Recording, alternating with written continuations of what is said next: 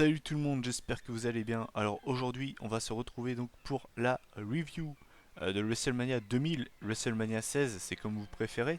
Alors, quelques petites précisions. Donc, il faut savoir que c'était la première fois que je voyais ce pay-per-view. Faut savoir également que ce show a une très mauvaise réputation sur internet. Il y a notamment la fabuleuse histoire du catch américain et Sturi qui ne portent pas du tout ce pay-per-view dans leur cœur. Et il y a Materko29 qui défendait un petit peu ce pay-per-view en disant qu'il aimait bien le show. Donc c'est vrai qu'il y avait deux poids deux mesures. Mais c'est vrai que sur les réseaux sociaux, en général, c'est un show qui se fait assez trash talker. Mais je tenais juste à dire que je n'ai pas pris en compte l'opinion des gens pour faire cette review. Je me base pas sur la généralité pour me faire une opinion. La preuve avec, je vais donner un exemple tout simple. Extreme Rules 2012 qui est très bien reçu par les fans en général, eh ben, personnellement je trouve que c'est un show moyen. Donc la preuve que mon avis n'est pas forcément le même que la généralité. Donc c'est pour ça que voilà, je tenais juste à dire que mon avis n'a pas du tout été influencé par la masse sur internet. Voilà.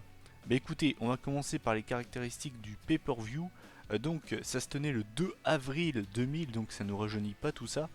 Donc c'était à Anaheim en Californie.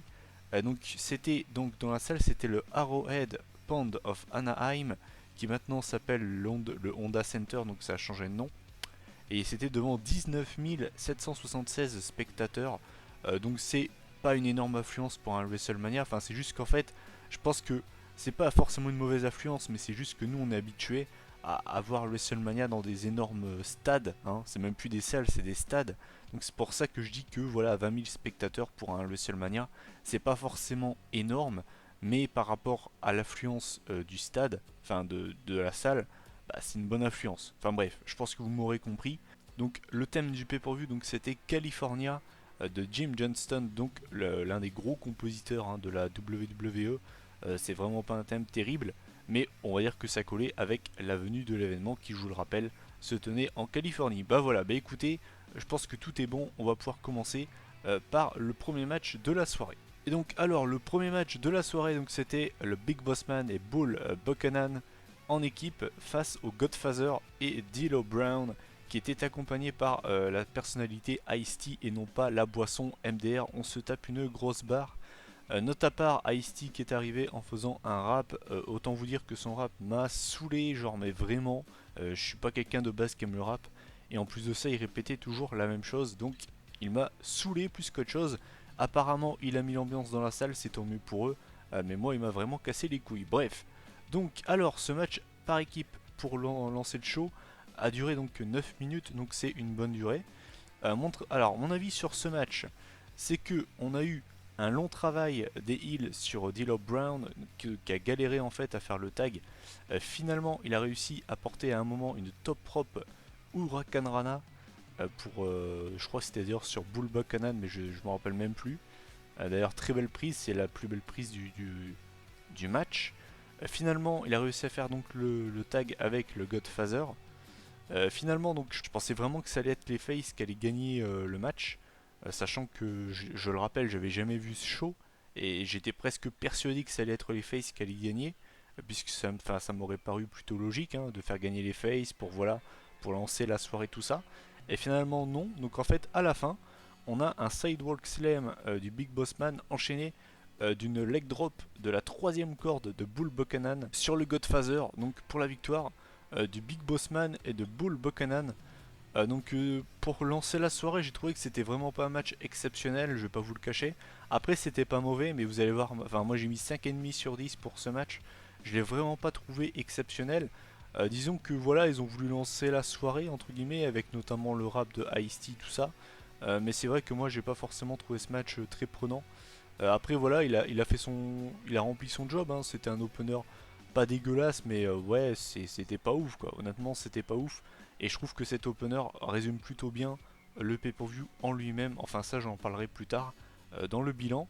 Et note à part, enfin, la seule chose qui m'a vraiment marqué dans ce match, c'est les entrées en fait, puisqu'on avait donc l'entrée très festive du Godfather de D'Lo Brown. Et derrière, on a le Big Boss Man et Bull Buchanan qui sont arrivés vraiment très sérieux. Enfin, c'était vraiment deux entrées très contrastées. Enfin bref, voilà. Ensuite, le deuxième match de la soirée, c'était pour le Hardcore Championship. Donc c'était dans une Hardcore Bataille Royale. Petite précision, le match a duré 15 minutes pile. Pourquoi? Car c'était un match avec une durée impartie. C'est-à-dire que le match durait 15 minutes, c'est tout. Il durait pas 10 minutes. En fait, il y avait une durée à respecter. Et donc, pour vous expliquer le truc, en gros, pendant les 15 minutes, vous pouvez faire autant de tombées que vous voulez. Donc il y a dû facilement y avoir au moins 10 champions hardcore différents pendant le match. Mais c'est le dernier en fait qui a fait le tombé le plus récent, on va dire, en fait qui était champion. Voilà, je pense que vous m'avez compris. Donc dans cette bataille royale, je vais pas tous vous les citer puisqu'il y en avait quand même beaucoup. Donc il y avait notamment Crash Holly donc, qui était le champion. Il y avait Hardcore Holly, Taz, Viscera, Funaki, Bradshaw, Farouk. Donc voilà, pour vous donner quelques noms, je vais pas tous vous les citer. Mais il y avait quand même quelques bons petits catcheurs dans cette bataille royale. Pardon. Donc alors, mon avis sur ce match, alors honnêtement, donc forcément il a duré 15 minutes, donc c'est une bonne durée, même si de mon point de vue je l'aurais plutôt fait durer 10 minutes que 15. J'ai trouvé qu'en fait, alors le niveau hardcore était présent, puisque donc il y avait un gros bordel, on se serait cru limite à une casse autour du ring, puis une décharge de voiture limite. Il y avait plein de couvercles de poubelles, tout ce que vous voulez. Mais le problème en fait c'est que ça se résumait qu'à ça. En fait les mecs ont fait que de se taper sur la gueule avec soit des chaises ou des couvercles de poubelle. Donc en fait c'était très répétitif. Donc en fait j'ai trouvé ce match assez ennuyant. Enfin au bout d'un moment en fait ça devenait chiant parce que c'était limite que ça. Il s'est passé donc très peu d'actions sur le ring. Donc ça me paraît plutôt logique. A noter qu'ils se sont également fight dans les backstage même si ça n'a pas duré très très longtemps. J'ai quand même noté que c'était un match fun puisqu'il y a eu quelques moments, on va dire, sympas. Le niveau hardcore était quand même présent. Mais c'est vrai que j'attendais peut-être un peu plus. Et peut-être un peu plus, on va dire, d'objets différents parce que c'était vraiment toujours les mêmes objets. Du coup, au bout d'un moment, ça devenait redondant et c'était un petit peu chiant au bout d'un moment. Donc je vais revenir à la fin. Donc à la fin, on avait Taz qui portait sa Taz Mission sur Crash Holly. Qui donc au moment où il portait cette soumission, en fait Crash Holly avait fait le tomber juste avant. Donc c'était le champion provisoire.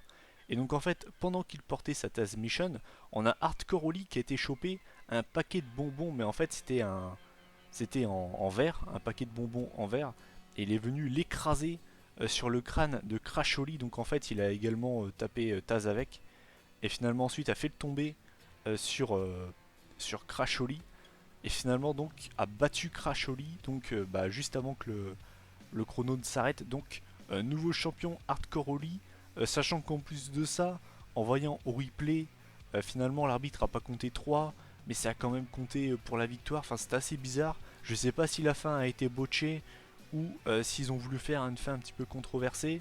Même les commentateurs étaient un petit peu perdus. Donc c'est vrai que même la fin était un petit peu pourrie, on va dire. Mais sinon le match en lui-même était, on va dire, sympathique, mais il y avait vraiment rien de plus. Donc nouveau champion Hardcore Holly, qui donc récupère le titre de Crash Holly en pinant Crash Holly. Et donc la note, j'ai mis 6 sur 10. Pour moi, il y avait vraiment rien de plus. Ensuite, le troisième match de la soirée, donc c'était TNA. Non, c'est pas une blague, c'était vraiment TNA. Test et Albert, donc qui était donc Albert que vous connaissez peut-être plus sous le nom de Lord Tensai, plus récemment, ou encore de A-Train, accompagné de Trish Stratus, contre Al Snow et Steve Blackman, accompagné de Chester McCheserton, donc un gars déguisé en fromage. RPZ, vive le charisme, hein, clairement. Donc alors le match a duré 7 minutes, donc c'est une bonne durée. Voilà, c'était pas le match que personne attendait ce match, enfin, en tout cas voilà, c'était vraiment pas le match le plus attendu de la soirée. J'ai noté que c'était un match un petit peu désordonné, que voilà, enfin je veux dire les mecs rentraient, sortaient du ring comme ils voulaient, il n'y avait pas vraiment, les arbitres étaient totalement, l'arbitre pardon était totalement dépassé.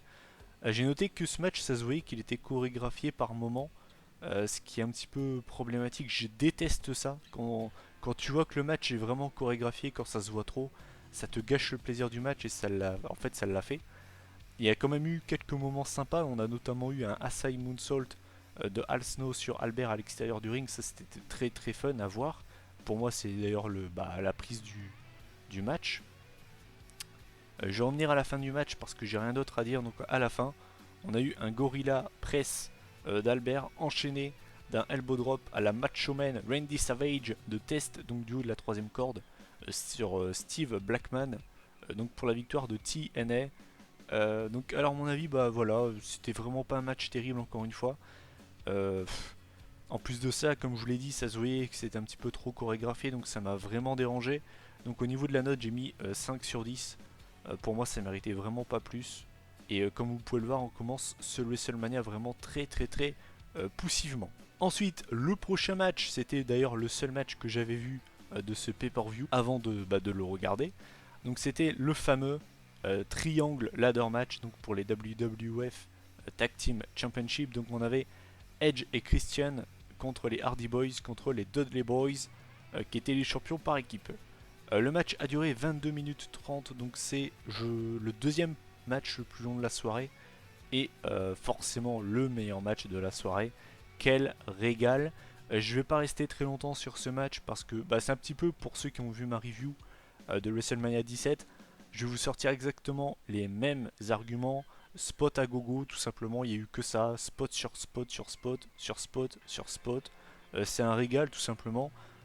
Si vous devez regarder ce pay-per-view, si vous voulez vraiment voir un highlight du pay-per-view, regardez que ce match. Honnêtement, il en vaut grave le coup. J'ai noté que c'était l'un des meilleurs matchs de l'histoire de WrestleMania, tout simplement. Le meilleur match de la soirée de très loin. J'ai quand même noté quelques spots, on va dire, qui m'ont vraiment marqué. Mais croyez-moi qu'il n'y a pas que ça, hein. Vraiment, j'en ai noté que quelques-uns. Donc on a notamment eu le spear de Edge sur Jeff Hardy, donc Edge qui était sur la troisième corde et qui donc spear à la volée Jeff qui était sur une échelle. On a également eu la Swanton Bomb de Jeff sur Booba Ray Dudley qui était posé sur une table. Jeff qui était en haut de l'échelle à l'extérieur du ring, donc c'est clairement pour moi le spot du match. Et on a également eu notamment une Booba Bomb du haut de l'échelle, donc de Booba Ray Dudley sur Christian. J'ai noté qu'il y avait donc de nombreuses chutes, tout simplement, de moments, beaucoup de OMG moments. Bref, un véritable régal. Et donc à la fin du match, eh bien, on a Edge et Christian qui décrochent les ceintures. Donc en fait à la fin il y avait en fait deux échelles posées avec une table entre les deux échelles pour faire un petit peu limite, ça faisait un pont le truc. Et en fait il y avait Matt Hardy qui voulait décrocher les ceintures et qui s'est fait pousser sur l'une des tables qui était posée à l'intérieur du ring. Et donc du coup très mauvaise chute pour Matt. Et donc victoire de Edge et Christian qui deviennent les nouveaux champions par équipe. Bref, régal, je me suis régalé tout simplement, j'ai mis 5 étoiles, 10 sur 10. Merci les mecs, vous nous avez encore régalé et c'est clairement pour moi le meilleur match de la soirée. Il n'y a absolument aucune discussion là-dessus. Ensuite, alors le prochain match, enfin, entre guillemets match, parce que pour moi c'est même pas un match, je le dis direct, j'ai mis 0. J'ai mis 0 sur 10 à ce match et c'est pas une blague. C'était un catfight, donc déjà quand le nom du match s'appelle catfight, tu te dis ok. L'arbitre spécial c'était Val Venis, et serviette qui pue, comme dirait Christophe, juste ce surnom me fera toujours rire. Donc on avait Terry Runnels qui était accompagné de Fabulous Moolah contre The Cat. Oui, la meuf s'appelait le chat. En fait, il y avait un jeu de mots. Donc Cat c'est K-A-T, hein, mais c'est comme The Cat puisque donc sa musique c'était des miaulements de chat. Oui, c'est de la merde. Et elle était accompagnée de Mae Young. Voilà. Donc le match a duré 2 minutes 30. C'était 2 minutes 30 de trop. J'ai noté que c'était pas du catch. Que si un gars qui suivait pas le catch tombe dessus par hasard, c'est clair qu'il va pas nous prendre au sérieux s'il tombe sur ce genre de blague, hein, parce que pour moi c'est même pas du catch quoi, tout simplement. J'ai noté que l'Attitude Era avait à la fois son positif avec ce côté très violent, hein, avec les coups de chaise, les chair shots, le sang, tout ce que vous voulez, mais il y a également des côtés négatifs de l'Attitude Era. Ce genre de match fait partie des négatifs parce que pour moi c'est même pas un match, donc je vais pas m'éterniser là-dessus. C'était de la grosse merde, vraiment, j'insiste dessus. C'est une putain de merde en boîte. J'ai quand même donné qui a gagné ce match, même si je pense que tout le monde s'en fout. C'est Terry Runnels qui a battu The Cat. Je n'ai même pas noté comment, je crois qu'elle gagne avec un petit paquet. Bref, c'était de la grosse merde. Et c'est avec ce genre de match de merde que de 1, les femmes n'étaient pas prises au sérieux à l'époque, et de 2, que le catch n'est pas pris au sérieux. Voilà. Ensuite, on enchaîne avec un prochain match. Donc, on avait Chyna et Too Cool, donc Scotty 2OT et Grand Master Sexay contre The Radicals, donc Perry Saturn, Dean Malenko et Eddie Guerrero, donc quand même euh, une belle équipe en face quand même. Le match a duré un petit peu moins de 10 minutes, donc c'est une bonne durée, surtout que c'était pas un match enfin, je veux dire, il n'y avait pas de titre en jeu, pas de stipulation, donc c'est une bonne durée. Donc alors, j'ai noté que c'était un match plutôt fun. Il faut savoir que Eddie Guerrero avait un petit peu, on va dire, le béguin hein, pour China. Il lui faisait des allusions sexuelles hein, pendant le match, avant le match même, et même pendant le match. Donc c'est vrai que c'était assez drôle, les échanges entre les deux. J'ai trouvé que... Alors, justement, avant, je disais que l'attitude era ne mettait pas en valeur les femmes. Et ben dans ce match, il y avait peut-être l'une des rares qui arrivait à relever hein, l'honneur des femmes pendant cette époque, c'était Shaina hein, qui combattait face aux mecs, qui était en équipe avec des mecs. Enfin, c'était voilà, je sais qu'il y en a peut-être qui sont peut-être pas trop fans de ça. Moi, je trouve ça plutôt bien, justement. Ça permet de crédibiliser les femmes à l'époque. Et puis bon, Shaina, c'était quand même une tour Eiffel, le bordel. Hein, elle était quand même assez grande. J'ai trouvé que, donc, que le match était fun et j'ai noté qu'il n'y avait absolument rien de transcendant non plus pendant ce match, mais j'ai trouvé qu'il était quand même plutôt fun. Je vais pas m'arrêter plus longtemps sur ce match. Donc en fait, victoire donc de Shaina est tout cool. Donc oui, donc à la fin Shaina qui fait une prise du sommeil, je crois que c'était sur Eddie Guerrero et qui en fait le rabat en fait à terre. C'était pas un zigzag mais ouais un genre de neck breaker mais sans que Shaina tombe avec. Enfin c'était un petit peu pourri la fin, je vais pas vous le cacher. Mais le match en lui-même était plutôt sympathique on va dire. Donc j'ai mis 6,5 sur 10. Ensuite, alors, prochain match. Alors là, par contre, je dois vous faire une explication. Donc, c'était. Normalement, il y a eu deux matchs. Ok, il y a eu normalement deux matchs. Il faut savoir que Kurt Angle était le champion intercontinental et le champion européen. Il y a eu en fait deux matchs. C'est-à-dire que Kurt Angle affrontait les mêmes adversaires, mais dans normalement deux matchs différents. Mais vu que c'est mes reviews et que je fais ce que je veux, hein, en fait, j'ai fait deux. Et normalement, donc normalement c'était deux matchs, bah moi j'ai compté les deux matchs que pour un. Ça me paraît plutôt, enfin ça me paraît plus simple pour noter. Il y a eu deux matchs, mais moi j'ai compté ça comme seulement un match. Donc comment j'ai fait ça, enfin pour donner des précisions, donc je vais vous donner les deux résultats déjà. Donc pour le premier titre qui était remis en jeu, donc c'était le titre intercontinental. Finalement donc Kurt Angle a perdu le titre puisque donc Chris Benoit a fait le tomber sur Chris Jericho après avoir porté un diving headbutt du haut de la troisième corde. Donc nouveau champion intercontinental Chris Benoit. Et donc ensuite c'était le titre européen toujours de Kurt Angle qui était remis en jeu. Et là ce coup-ci c'est Chris Jericho qui a fait le tomber sur Chris Benoit en lui portant le Lion Salt. Donc clairement Kurt Angle pas très chanceux. Hein. Le mec arrive à WrestleMania avec deux titres, il repart bredouille. Surtout qu'en plus de ça, le mec a subi aucun tombé, donc VDM, hein, on va pas se le cacher. Donc, qu'est-ce que j'ai pensé de ces deux matchs, on va dire deux en un donc, au total, ça a duré 13 minutes 30, donc c'est une bonne durée. Moi, j'aurais voulu que le match dure plus longtemps, parce que voilà, enfin, je veux dire quand même, Chris Benoit, Chris Jericho, Kurt Angle, c'est trois de mes catcheurs préférés. Je pense qu'il y avait moyen de faire mieux. J'ai été un petit peu déçu, honnêtement, du match. Je dis pas qu'il est mauvais, hein. Honnêtement, il est pas mauvais. J'ai mis 7,5 sur 10 au total, c'est pas mauvais. Mais honnêtement, avec les 3 catcheurs qu'on a, moi je pense qu'on aurait pu avoir quand même mieux. Je suis un petit peu déçu, voilà. Je suis déçu, je reste sur ma faim parce que voilà, avec les catcheurs qu'on a, je pense qu'on aurait pu clairement avoir le show stealer du pay-per-view. Et finalement, ben non. Mais c'était quand même un bon match. Quoi. Je veux dire, on a eu des souplesses, on a eu des soumissions. Enfin voilà, je vais pas vous faire un dessin. Je pense que vous connaissez les 3 catcheurs. C'était quand même sympa, mais c'est vrai que je m'attendais à mieux. Donc j'ai mis 7,5 sur 10 pour ce match. Ensuite, on arrive à l'avant-dernier match de la soirée. Donc c'était Rikishi en équipe avec Kane face à la DX. Donc il y avait X-Pac et le Road Dogg JC James. Donc alors le match a duré un tout petit peu plus de 4 minutes, 4 minutes 15. Donc forcément, vous connaissez déjà mon avis, c'est un match trop court malheureusement.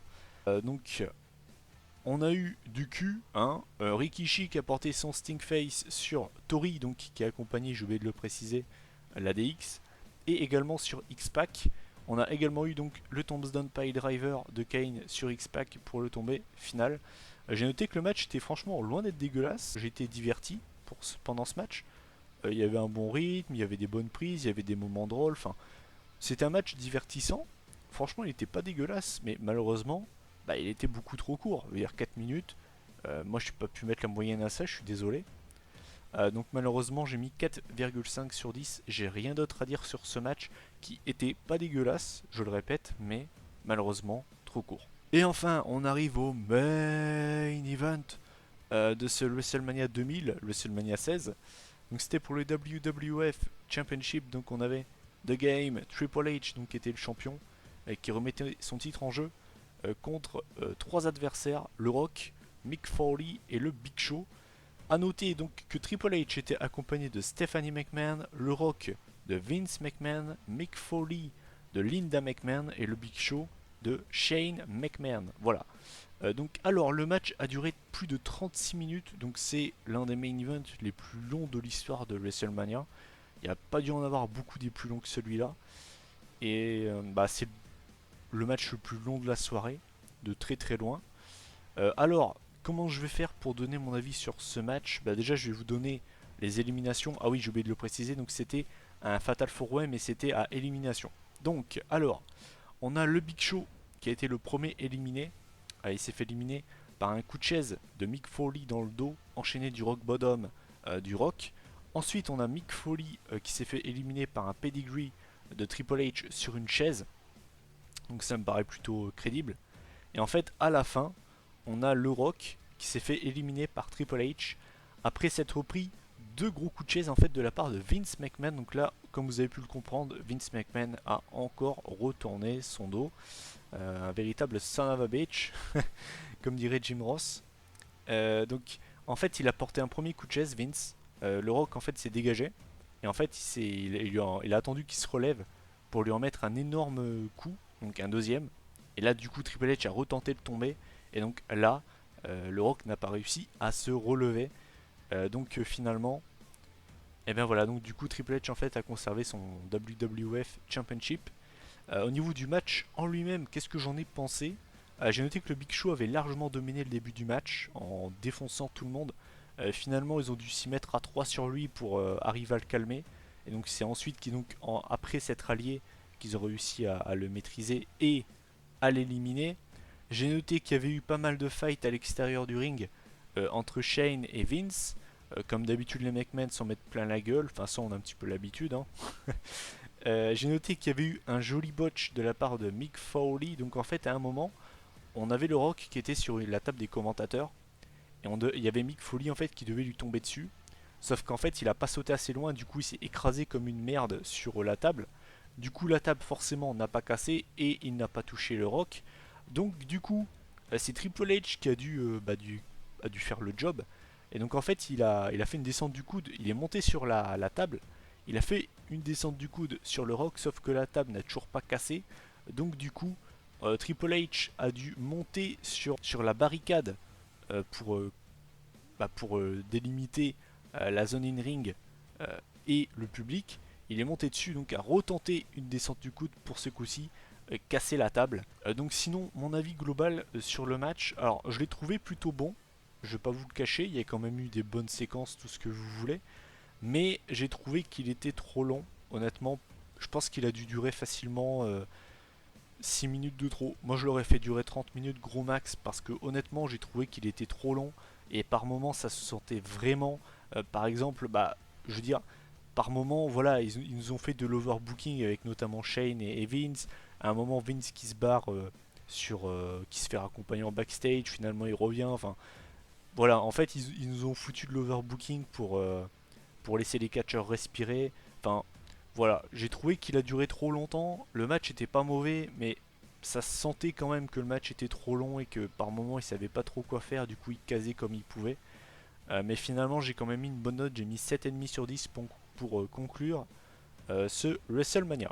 Voilà, bah écoutez, en faisant le cumul des notes des matchs que j'ai donnés pour ce pay-per-view, on arrive à une moyenne de 5,8 sur 10. Donc pour un WrestleMania, vous l'avez compris, c'est pas exceptionnel. Souvent je dis que la note globale donc en cumulant les notes des matchs, ça reflète pas forcément mon avis sur le show. Là, 5,8 sur 10, ça résume plutôt bien mon avis sur ce pay-per-view. Si je devais mettre une note comme ça sur 10, je mettrais soit 5 ou 6, donc ça résume plutôt bien mon avis. Si vous voulez mon avis, alors ce show, faut le savoir, a vraiment une très très très mauvaise réputation sur les réseaux sociaux, sur internet. Je dirais que les gens sont peut-être très sévères avec ce show. Alors, je dis pas que c'est une purge, parce que je trouve que ce serait sévère de dire ça. Là, mais en gros, pour vous faire comprendre mon avis de la meilleure des manières, c'est le WrestleMania, mais juste de nom, en fait. C'est parce que je sais que c'est le WrestleMania, mais t'as pas l'impression d'y être, en fait. C'est ça le truc. C'est-à-dire que t'enlèves le triangle ladder match, qui est génial, qui est le meilleur match de la soirée. T'enlèves les deux triple threat match, même si normalement c'est, enfin moi je le compte comme un, entre Angle, Jericho, Benoit et le main event. T'enlèves ces trois matchs là, tu les mets de côté. Tout le reste, c'est soit correct, soit moyen, soit même dégueulasse. Pour notamment le catfight. Donc pour moi la seule purge du pay-per-view donc c'est le catfight, mais à part ça, voilà, le reste c'est du moyen, c'est du correct, mais c'est pas assez. On doit pas avoir, on a trop de moyens, trop de correct. Je veux dire, c'est le plus gros show de l'année. Et non, enfin non. J'ai fait les reviews, notamment bah, de Vengeance 2011 très récemment. Et ben franchement, ben, au niveau de la carte, pour moi c'est la même chose. C'est-à-dire qu'il y a genre deux trois matchs qui sont au-dessus. Et le reste, c'est moyen, c'est ok. Mais le problème, c'est que ce soit Vengeance, moi ça me dérange pas, c'est un bichot. Mais là c'est WrestleMania, normalement c'est leur plus gros show de l'année. Donc c'est vrai que c'est problématique. C'est pas le pire WrestleMania que j'ai vu, mais c'est clairement pas le meilleur. Honnêtement c'est clairement pas le meilleur. Et si jamais vous devez vous mater des anciens WrestleMania, commencez surtout pas par celui-là. Ou alors bah, regardez le triangle ladder match, hein, clairement. Sinon bah voilà. Bah écoutez, cette review est terminée. Je vous invite à donner votre avis en commentaire sur ce pay-per-view. Qu'est-ce que vous en avez pensé si vous l'avez déjà vu? Quel est le match qui vous a le plus marqué? Celui que vous avez le moins aimé, même si je pense que j'ai déjà la réponse. N'hésitez pas à lâcher un like, ça fait toujours plaisir. Quand t'es youtubeur, ça motive. Voilà, bah écoutez, moi je vous dis donc à la prochaine. Donc je ne sais pas qu'est-ce que ce sera comme vidéo, c'est pas grave. Donc à la prochaine, prenez soin de vous. Salut tout le monde.